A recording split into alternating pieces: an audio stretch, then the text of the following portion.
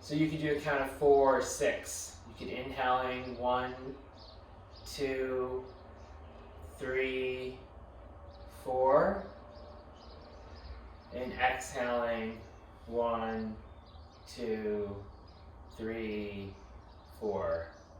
That can be a bit anxiety provoking for some folks. So for some people that helps, for others it doesn't help, but it's an option. But this isn't really controlling your breath. It's just allowing your breath to become a slower pace.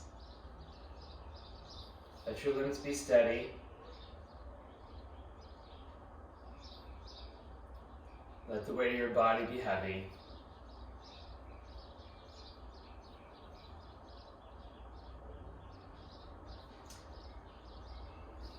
And then draw your knees to your chest, keeping your eyes closed. Hold your knees in your hands, relax your feet. Take your knees a little wider so that the lower belly can receive the movement of the diaphragm. Feel the earth. Feel the back of your head, the back of your shoulders, and the back of your hips. The earth is always supporting us. And we forget that the earth is giving us energy throughout the day. We forget our feet, we forget how we stand, we forget that moment by moment, the space around us, the space within us, and the space beneath us is constantly supporting us, nurturing us, and providing for us, breath by breath and moment by moment. So when we take time to pause, to truly listen, we can allow ourselves to become porous and receptive to that underlying support, which exists within this very moment. And do we touch this moment fully with our awareness, or do we resist it? Do we disassociate from it by identifying with our thoughts, traveling into the future, lamenting about the past? Or can we really feel the fullness of our awareness, our body, our breath, the richness of this moment, and how it is always available to us? So keep that in mind as you practice. When you are confronted with resistance or challenges in your physical practice of asana, that moment by moment, within your breath, within your body, you can find support. Roll on to your right side, and then make your way to a tabletop position. You may want to use the blanket you had for your neck and head to place it underneath your knees.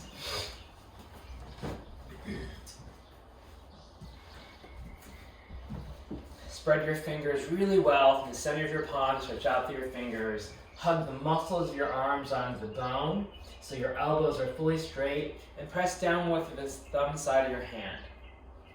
Position your hips above your knees.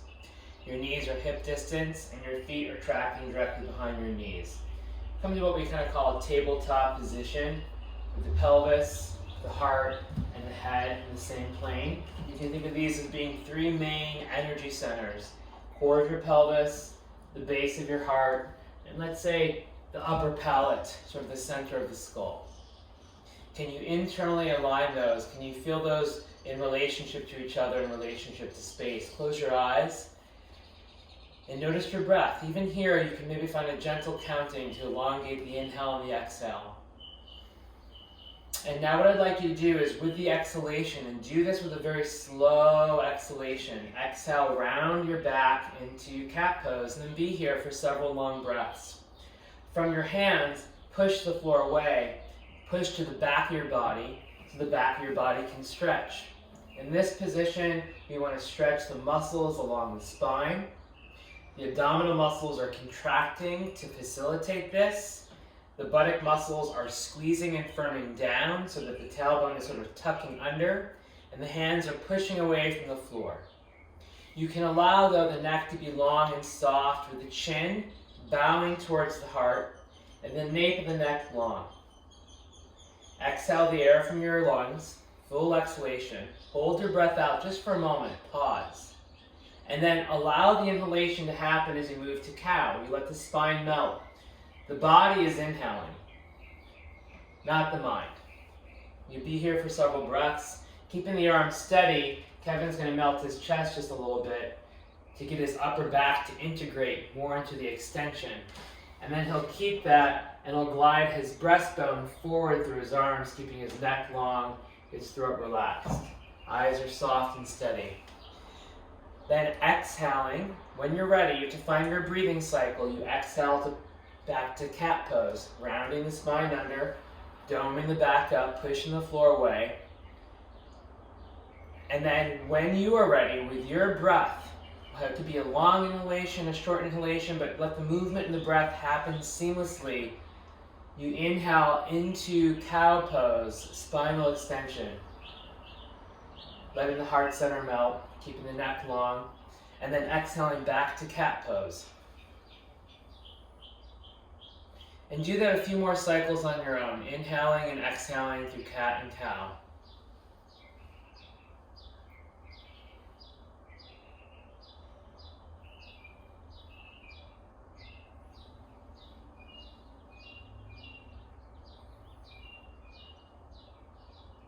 One of the reasons I like doing this is it helps to hydrate the discs, and it brings sensitivity and awareness to movement and our breath. In your next exhalation, you'll come back to cat pose. You'll stay in cat, bring your big toes together, and sit your hips back, your heels to child's pose. Stretching the arms forward for a more active child's pose, spreading the fingers from the center of your palm outward, pressing down more through the thumb side, index finger side of the hand. Notice how Kevin is really using his arms. He's allowing his head to release down and may or may not touch the floor, and his hips are going back towards his heels. I'd like you to slow your breath here. So as you inhale, slowly receive the inhalation as though you're allowing the body to open and become more porous to the breath, drinking it in without your mind, but it's the body that's expanding from within. You pause, you sort of savor the breath, you relish it. And then as you exhale, you allow the exhalation to slowly leave. And there's almost kind of like a cooling and condensing quality to the body. Almost as though the skin and the outer musculature can settle onto the underlying architecture of your skeleton. So feel your breath. Don't do your breath, really feel your breath. And inhale. Come back to a tabletop position. Tuck your toes under. Stack your arm bones above your wrists. Spread your fingers really well in preparation for downward facing dog. I'd like to have students enter this way. So Kevin again will keep his pelvis, his heart, and his brain in that linear plane. He's going to stack his arm bones above his wrist. He's going to allow just his heart center to melt slightly. So move away from my hand, let this melt even more while keeping your waist in, while keeping your head lifted. Just let the heart melt. What that does is it allows the thoracic spine to move a little more to extension, gets the shoulder blades in the back. You can see the armpits are hollow. He's going to keep his toes tucked under, and then with a long exhalation so that the movement and the breath are joined. There's an integration. He exhales back to downward facing dog. Keeping, yep. And then downward dog, we want to align the body in such a way so that the spine is elongated with its normal curves and this sense of traction so that the tissues are on the spine, the connective tissue and the musculature is being lengthened longitudinally through the action of the extremities, which requires a balanced action between tone and elongation. So starting from the foundation of his hands, he's going to press to the inner part of his hands. He squeezes the arms in, excuse me, which is difficult for him. You can see the armpits are hollowing. And for him, because he gets really rounded in his upper back, I'd like Kevin, and maybe some of you at home, to look forward with the breastbone slightly. Okay? He can keep that, but allow his neck and head to rest. I'm going to place my fingertips at his top thighs, and he's going to reach his thighs back while moving his breastbone forward and pressing to the inner part of his hands. So we're looking for a long spine. I can still see his spine is more rounded than I would like, so I'll have him walk his feet further back towards me and take his feet a little wider apart. Again, I'm placing my hands here at the top of his thighs to encourage him to move away from my fingers back this way. Yes, while moving your hands into the earth and pushing the floor away. Then you can release the head, close your eyes, and although this might be challenging, can you still find a relationship to your breath that's soothing? Yoga is a practice of integration and of balanced action. Can we maintain the shape of the pose through steadiness, but can we find a quality of ease in our breathing? Take a breath here, receiving the inhalation, and then exhale. Come back to child's pose. Bring your big toes together, sit back to your heels. Downward facing dog can often be challenging for beginners, so you want to rest in between. Letting your nervous system sort of down-regulate, we could say, slowing your breathing.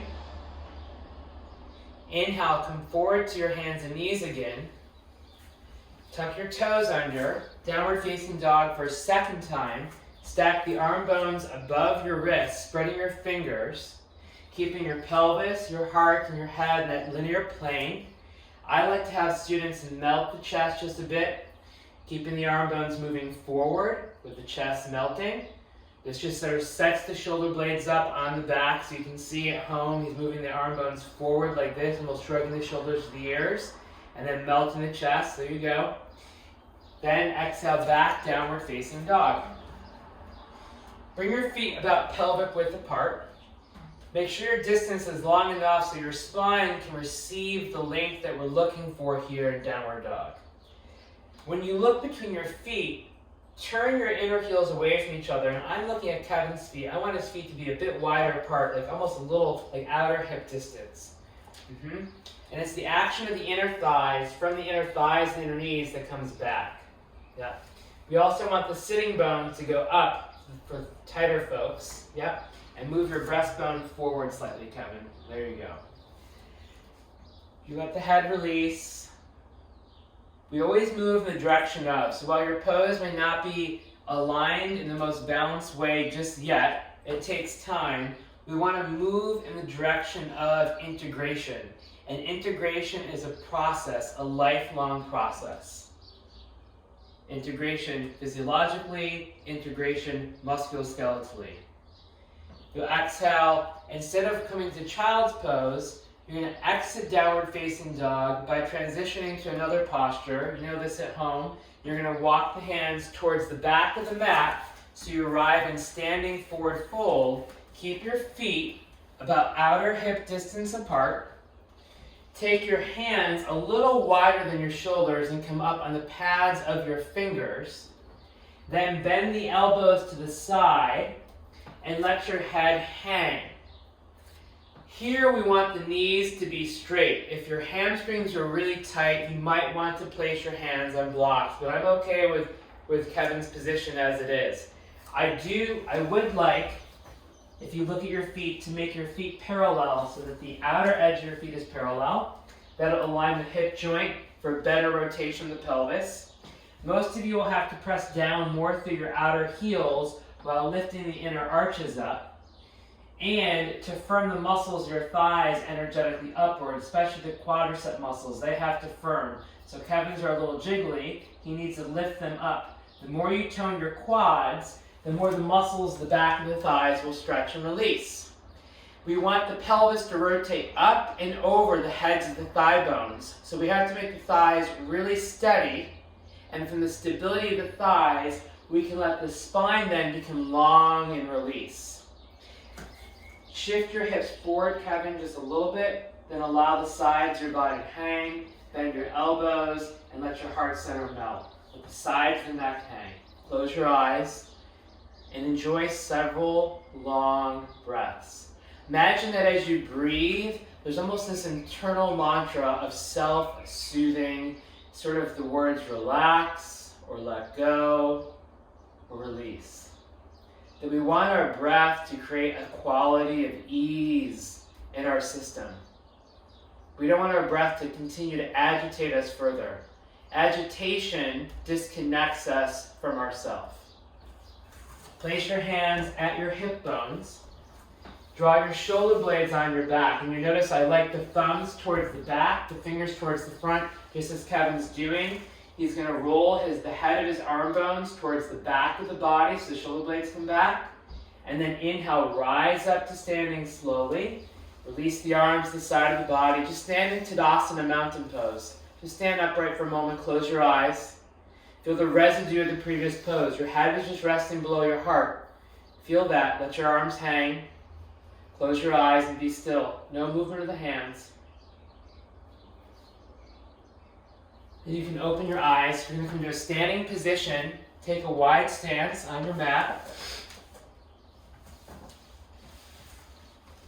Nice, Kevin. I saw that. So what? Your little adjustment. Turn both feet parallel with each other.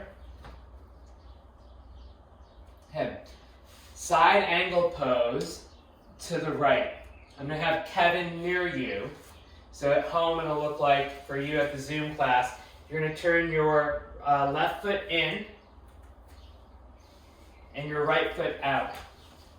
Now I like to have blocks available, and I'll get them in a second. I'll place them at the back of the mat. So if you have blocks at home, I would have them nearby, beside you, because you're going to use them in a moment. So place your hands at your hips. Close your eyes just for a moment. Every asana, especially the standing poses, we want to begin with really feeling two things. Number one, our breathing. Noticing our breath connects us immediately to the moment. And the earth supporting us. I always imagine my brain drops down to my feet, and that the soles of my feet are my consciousness, feeling the earth below and receiving the energy of the earth. So that there's a reciprocity. I can really feel this exchange. So what I want you to do then is you ground through the outer left heel and turn the top of your right thigh out. Knees are straight to begin. Now, with your inhalation, don't do this with your mind, do this with feeling. As you inhale, stretch the arms to the side at shoulder height. Let the arms expand like wings. Then as you exhale, bend your left knee to a 90-degree angle, sorry, your right knee, my apologies, your right knee at home. And you pause here. The movement comes from the hips. So we want to tip to the side. It's called side angle pose. Kevin's going to, like a cartwheel, bring his right hand to the block and his left arm alongside his head. Just like this. And then you're in the general shape of the pose, which will refine. So the right hand is at the block, left arm is diagonally alongside the left ear. Now, I can already tell for him, he might need to go just a smidge longer. So he's going to keep his front foot steady, slide your left foot back. Okay, good. Now, bend your front knee so the back of the knee is 90 degrees, and press your knee out to your arm so that your right knee is aligned towards your third toe. That'll keep your knee happy and healthy and strong. Right thigh moving parallel to the floor, right knee above the heel. You can see this is called side angle. There's a line of energy from the back heel as he roots down and diagonally up and out through the fingertips. So this top arm isn't dropping, it's reaching out into space. Bring your head in alignment with the rest of your spine, soften your eyes to your lower lids. It's a really lovely pose. See if you can come down to enjoy it. If your eyes are looking up and you're holding your breath, you won't be embodied. You'll be up and out of your body and disassociated from it. Can you move into your body? Can you feel the earth? Can you feel the work of your thighs? Can you feel your breath? Turn your top palm up, and then rooting through your back heel, let space be your ally. Inhale, rise up to standing. Rest your hands at your hips, turn your feet parallel. And we'll do the second side. It's called extended Utthita in Sanskrit, Parshva, side, Kona, angle, Asana, which means pose, extended side angle pose. Turn your right foot in, turn your left foot out. Wait for your breath and feel the foundation beneath you. From that connection, inhale your arms to the side. Don't bend the pose to go yet. You want to move with your breath moment by moment. So the inhalation is the arms, then you wait. You feel. It's in transitions in life and in asana, it's easy to disconnect. So let those transitions be mindful and slow. Turn the top of the front thigh out, then exhale, bend the knee. And you pause. Exhale, right hand to the left hand of the block, right arm alongside. Awesome. A little more refinement. Some of you, again, might need to make sure your distance is long enough. I'm going to adjust Kevin's back thigh. The back hip does this. There's two bones. There's the thigh bone here, and then we can say the pelvic half. So here it says pelvis, here it says thigh bone. The thigh bone moves back. In this case, his back inner thigh, which will be your right thigh at home, the right inner thigh moves back, and the outer right hip tips forward. But then you keep the front knee above the heel, stretch the arm alongside. Turn the top palm up. Imagine someone's pulling you up with that hand. Inhale, rise up to standing. Turn both feet parallel with each other. Heel toe your feet together. You'll take a blanket at home for another variation of standing forward fold, which I like, that helps to stretch the calf muscles. So we'll fold the blanket, maybe all the way up. Kevin's going to stand on the blanket, so his heels are on the floor. Yep, so stand off the blanket a little more. Excuse me, heels are on the floor. His big toes turn in just a little bit. I like the big toes to turn towards each other. There you go. That will elicit a stretch of the Achilles tendon and the calf muscles. Because we are stretching the calves more than we did in the previous pose, I'm going to suggest that we have blocks. One of my teachers, Judith Lassiter, affectionately calls these the the baby bear, mama bear, or the papa bear. So you have the blocks here. I'm placing them at the mama bear height. Kevin's placing his hands on his hips. Take a moment to really feel your breath. Sometimes you have to recognize the breath is even there, that you are a breathing being. Because we forget that all day long. Really nice, Kevin. Good yawn. You know you're on camera, right? This is going to go on YouTube. Okay. Oh, he is 23 years old. Exhale, bow forward, which is essentially the same as a teenager. Up on the fingertips. Bend the elbows to the side. Bend the elbows forward and let the chest melt. And now we're stretching really the back of the calves. So to get the calves to stretch, the heels descend down. The heels have to feed the energy of the earth. They go down to the core of the earth. At the same time, he's going to shift his weight forward as the heels go down. And those two actions, if you try those at home, your heels are down, knees are fully straight, the weight's coming forward, will stretch the calves. Close your eyes, bring your focus inward, and feel your body. That's really the essence of asana, is to feel the body from the inside out, which is something that we typically do not do. And those are two great words that are very fancy. One is called proprioception, which is our body's spatial positioning. It's like understanding our body's positioning in space through joints. That was like the worst definition ever. Proprioception is how the body maps its position in space. There's another great word called interoception, which is how we can sense internal emotional states and link them to physiological states. That comes from feeling from within, from feeling our breath, feeling sensation within the body, and it requires a slowing down and a willingness to listen deeply within. You're going to stay folding forward, but just step off the blanket so you're standing on your mat. Walk the blocks back a couple inches. Bring your feet a little wider apart, pelvic width.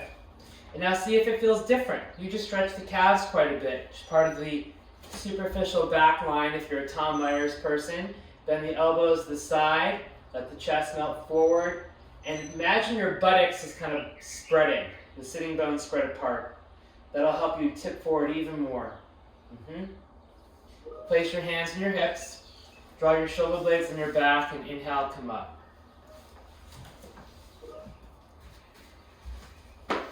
Great.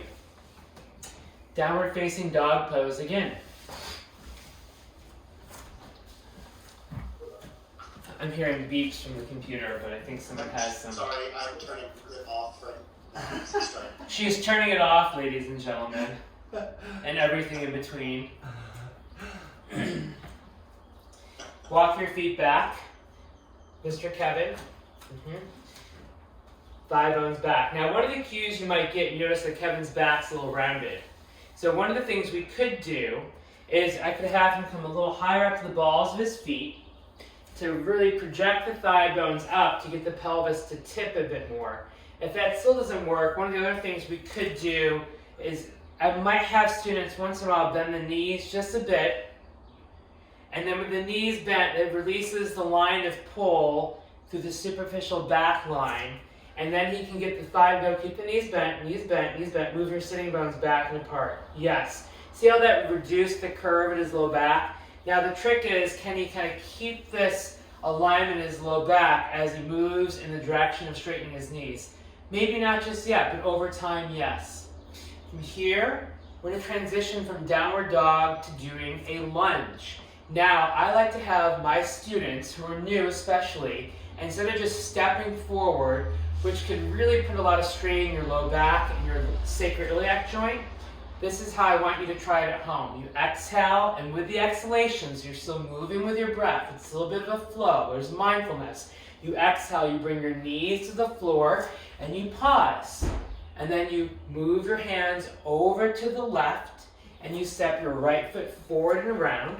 If you have your blocks, I'm going to have the blocks at the mama bear height, and you'll frame your foot with the blocks and come into a low lunge. Come up onto your finger pads. This helps to strengthen the fingers as well, so the finger pads. Yep. Tuck the back toes under and lift your knee off the floor. So straight leg lunge at home. Slide the left foot a little further back. Come high to the ball of your left foot. You can already see when he does this, it draws energy from the earth up to his hip. There's this soaring energy. The thigh here is going to do two things. It's going to lift up, and here's his pelvis, here's his thigh. Two different bones. They make up a joint we call the hip joint. As his thigh bone roots towards the back part of the hip socket, then we have this congruence to turn the pelvis around more to center. Keep the right knee bent to 90 degrees. Bend your knee more, good, while keeping the lift of the back thigh. Now can he find the alignment pelvis, heart, and brain? Up on your finger pads, straight arms, and move your chest forward.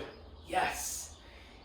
From here, he's going to move the blocks off to the side. Then bring his hands to the inside of his right foot. And then from here, he'll exhale, step back to plank pose, bringing his right foot beside his left. He'll reestablish a more shoulder distance with his hands. And I like to have folks stay here for at least 5 breaths. Spread your fingers really well. You can see Kevin's rolling more to the outer hand. That's his tendency. So he has to spread his fingers a lot, press down through the inner hand, and then stack the arm bones forward. Same thing. Can you line your pelvis and your heart and your head? What Kevin is having difficulty with, and many of you will too, is you can see he sags in his low back. So he's going to lift his pelvis up a little bit. Okay, his thigh bones go back. Then his thigh bones are centered at his hips. Then he can roll his pelvis like this. Don't tuck your buttocks under. Now you can keep that, but can you glide your heart forward without losing your low back? Look up with your chest. Look up with your chest, Kevin, not your head, your chest. Glide your weight forward. There. From here, very slowly, pelvis and heart at the same rate. You lower all the way to your belly and pause, wait for your breath. Bring your forehead to the floor so the back of your neck is long. And set up for cobra pose, which is called Bhujangasana, the serpent pose. Bring your feet a little wider apart. He's going to press the tops of his feet down, making sure the ankles are neutral. So if you can see on him, they're rolling out, but I want them to be neutral. So if I look back, there's that center axis of the foot. Thighs are firmed. He's going to spread his fingers. You have to take time setting up poses. Otherwise, there really isn't a benefit to doing them, in my opinion, sort of haphazardly. In fact, it could be detrimental. He's going to lengthen the sides of his ribs forward, move his arm bones back, then inhale, rise up, slowly, slowly, slowly, slowly pause. Okay? I want the head of the arm bones to go back. He has a deep back bend, so you can let the top of his sacrum move in. From here, my finger is, he can lift his kidneys up. He can move his chest forward, his arm bones back. Now, it is like a cobra striking. So here in his mastoid process, or at the base of his ears, I want him to take his head straight back. More, more. Now lift your chest up. Yes! Spread down, press down through the inner part of your hand. Move your arm bones back. So this is a pretty deep cobra. And what I've noticed with Kevin is he's restricted in his forward bends. His back bends are exceptional. That's usually how it goes. If you're tight in the back, you're more open in the front. If you're tight in the front, you're more open in the back, generally speaking. Exhale, lower all the way down. Wait for your breath. There's a deep back bend. And now after all that extension, we need to go back to downward facing dog to kind of traction the spine. So tuck your toes under and exhale back to downward facing dog. Sometimes in the flow in the power classes, they'll say, take a vinyasa, take a vinyasa. More than I would prefer, they say that. And that really is just transition of plank to chaturanga, and then to, in my opinion, a back bend of your choosing.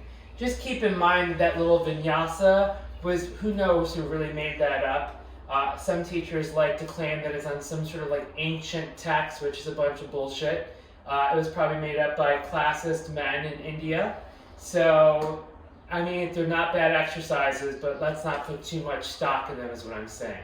So I teach them here and there, but it's not the bread and the butter, or the meat and the potatoes, or the kale and the spinach, whatever you want to say, of yoga.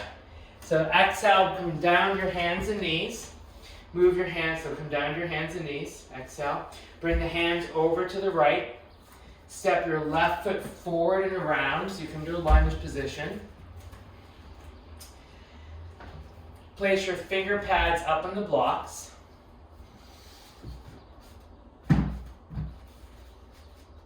I like to have the blocks for Kevin since his arms are longer at the baby bear height, so one height lower, one block level lower. Blocks are 3-dimensional, not 2. And then you tuck your back toes under and lift the knee off the floor. So from high to the ball of your right foot. Yep. Top of the right thigh lifts up, so then we move the thigh bone back into the hip socket. The pelvis can turn around that. Make sure and I can tell he has long limbs, so I'm going to have him go even a little longer. And so look, from high to the ball here. Now, he's collapsing into the blocks. You see this? I want him to lift up, lift up. We want energy to come up from the earth. We want to yield to gravity when it's appropriate.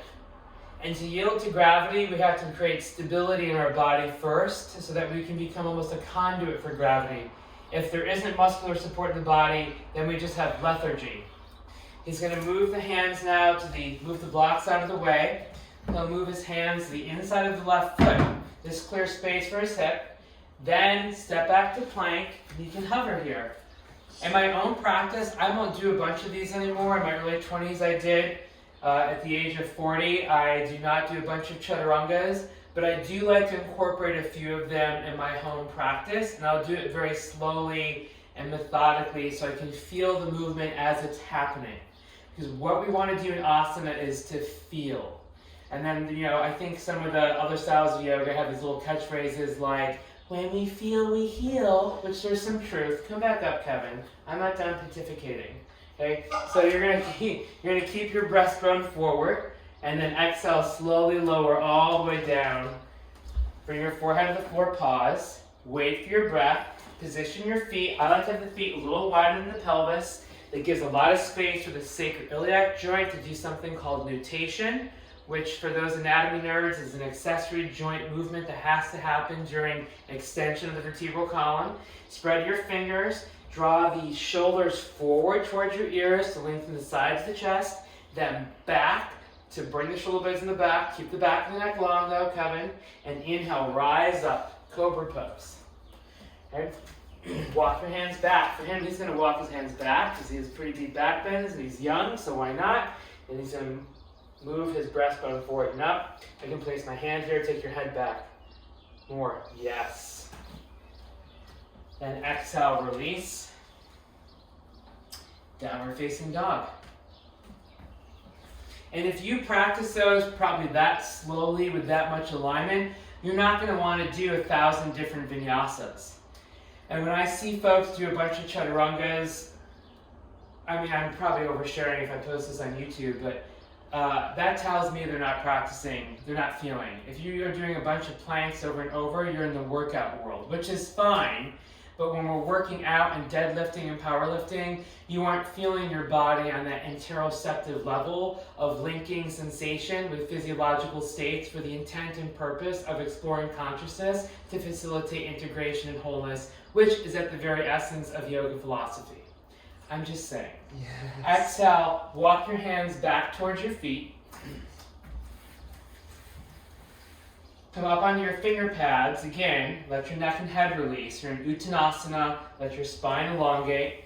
And now one of the ways we can modify this, which is rather enjoyable, I was just looking at the time, is to stretch the sides of the body. So it's a standing pose, but you could vary it. And this means you have to have enough range of motion. This wouldn't be for maybe total beginning students. So if your hips are open enough, I'd say walk the fingertips forward a bit, Kevin. And then you can walk your hands diagonally, let's say, for him towards the left. Okay, not too much, just enough so he feels kind of a stretch to the right side of his body. Now what will happen is people will want to kind of move their hips and their feet. So he has to stand steadily on his legs, keeping his knees straight, his thigh muscles firm, heels rooting down, and then to breathe the right side body. Do you feel a stretch through here? It's a nice way of doing it. So you can just kind of open the side, the parshvas, through here. Then you walk your hands through center and to the other side. Stretching to the side of the body, opening up. And then you can see for him, he tends to drop his medial arch in. This is very common for a lot of folks in our culture. They have this gets really tight and pulled up and short. This gets loose and long. So he needs to ground down more through his outer heel to bring his tarsal bones back to center. You have a little bone called the navicular, which means the little boat. It needs to move in, and the outer heel needs to move down. And you can probably feel even more stretch in his hamstrings when he does that, yes or no? Yeah. Good answer. I like when boys agree with me. And he's going to walk his hands back and come forward to downward facing dog. He's going to spread his fingers well, press down to the inner part of the hand, walk the feet back, a little more, and move the thigh bones up, move the arm bones forward, squeeze the arms straight, and lift the arm bones forward. Lift those forearms forward. Nope, yep, don't move them, just lift them forward. So I'll show, be here for several long breaths. Downward dog is really a 5-minute pose. Maybe that's a lot, but it's at least a 2 to 3 minute pose. Press down through here, take your hands a little wider. A little wider apart, a little wider, a little wider, a little wider, a little wider, kitten, a little wider. Press down through here, squeeze the arms. Now look forward with your chest, yes. See when he looks forward for him, this is helping to align his upper back. I'm just giving him cues so I can get his spine long. Then I'm gonna say, hey Kevin, can you reach your hips back to the sky without losing that? Oh, and now look how we've taken the rounding out of his back. It's fabulous. His spine is loving this, his shoulders is loving this, his organs is loving this, his prostate's loving this. But there is some truth to that, because you open the pelvic floor, you decompress it, any sort of sexual reproductive functioning is going to be enhanced through opening your pelvic floor energetically and by releasing pressure on the abdominal cavity through inversions. So you can make an argument for that. I say it in jest, but there's some truth. Exhale, come down to your hands and knees, come to child's pose. Let your thighs sink back and down.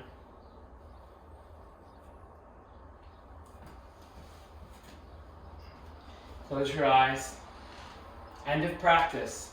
So as you move towards the end of your practice, especially when you do a whole practice, or if you like a sophisticated 2-hour practice, you can have like a peak pose that you want to work up towards. So you kind of sequence it in a certain way. You hit that pose and you sequence them down. That could be like a musculoskeletal way of practicing. energetic, you could say. You could also have a practice that's more on the physiological side of how do I want to affect my nervous system. Maybe you want to mitigate anxiety or ameliorate depression. So then you might have certain practices through breathing, chanting, inversions, restoratives, that can kind of be your prescription. But a lot of the stuff I teach for beginners, I would say, is like, what are like 30 to 50 poses that I think are pretty powerful, that we can have some variations on and practice them consistently, slowly, and with a lot of awareness and mindfulness. So for what we did today, there isn't like a ton of cool down required. We did all basic postures. We did them well with good alignment. I should say balanced alignment, not good. Inhale, come forward your hands and knees, and then you're going to come lying on your back again how you started, with a blanket underneath your neck and head. It's just some simple floor work. Straighten both knees, bring your feet parallel with each other, and then exhale, draw your right knee to your chest, hold your knee in your hand, drop your chin slightly. Kevin has a bit more of a kyphosis in his upper back, so I want him to support his head so he's not hyperextending his neck. Keep your left side steady, pressing your left inner heel down so the left thigh bone is grounded.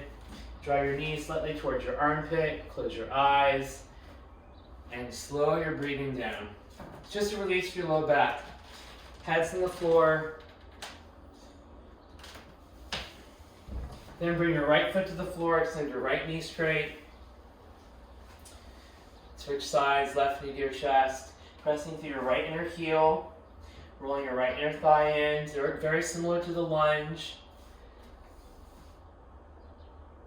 Once you practice enough asana, if you have a teacher that's actually teaching you and not just facilitating an experience, but cares about education so that you are giving you something. That's the idea of being a yoga teacher, is that if I were to teach you the violin or how to sing, you don't have to come to class every week to sing. That would be silly. You can sing at home on your own. So if you go to class, you want someone to teach you so that they're giving you something that you could even give to others. That's a gift.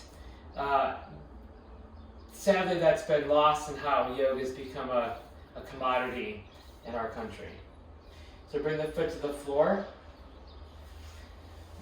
Draw both knees to your chest for sake of symmetry. Gently rock from side to side. So I'm an advocate of folks having personal trainers. People kind of think it's a waste of money, but if you hire a good trainer, they're teaching you something. You're getting a skill you'll have for life. No one can ever take that away from you. That's value. That's worth something. Bring your feet down. Extend your knees straight one at a time. Bring your arms alongside your body. Close your eyes. Let yourself rest. Shavasana. Although brief, since we're just in about an hour time here, you can spend longer at home.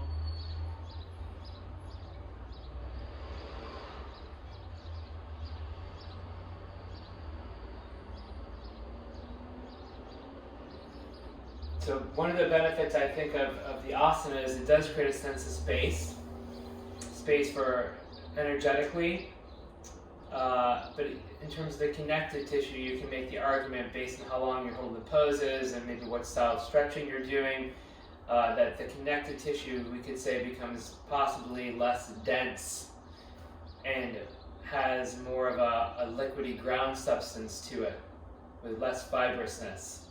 And so that could allow kind of the exchange of energy or nutrients and waste into and out of cells. It could just give a quality of receptivity to your breath. Often when folks say they feel like their whole body is breathing, it's not that they're breathing deeply, it's that their body is relaxed enough that it's receiving the resonance of the breath. The breath is a wave. When someone walks into a room, you can feel their energy, you can feel the briskness of how they walk, how they move. So if your body is receptive enough, if it's open enough, you can feel the potency, the prana behind your breath. It can permeate throughout your entire body. It's like a still pond. You toss the pebble into it and it ripples out. With each inhale and exhale, if your body is open, if you're open, you can feel that. It's in every moment. And we cut ourselves off from it and we suffer. All suffering is from being disconnected from source. And in fact, we're never disconnected. It's our perception that disconnects us. It's our self-limiting beliefs that disconnects us. When we're still in Shavasana, this is when we can really allow ourselves. We don't have to make something happen. We allow. We allow gravity. We allow our breath. We allow ourselves to be with ourselves. And it might take time. So that's why 25 minutes to 30 minutes is really usually how much time we might need for many of us. If we have years of stress or anxiety, we might need 30 minutes to down-regulate enough so our body can be receptive. But it's like a skill. You play piano every day for 5 minutes for 10 years, and all of a sudden you're playing like, Chopin and Beethoven sonatas and whatnot.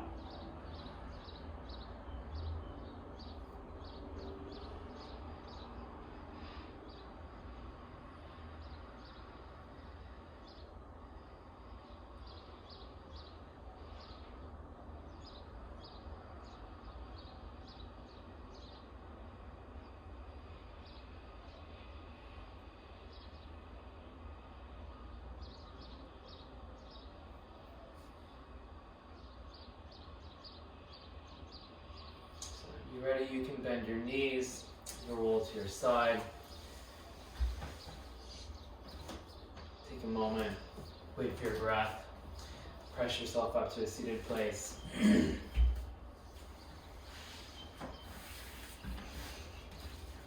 thank you, Kevin, for being my model. Thank you. Namaste. Thanks, Jack. Bye, Jack. Thanks, folks at home. We'll see you next week. Thank you very much. You're welcome. Bye.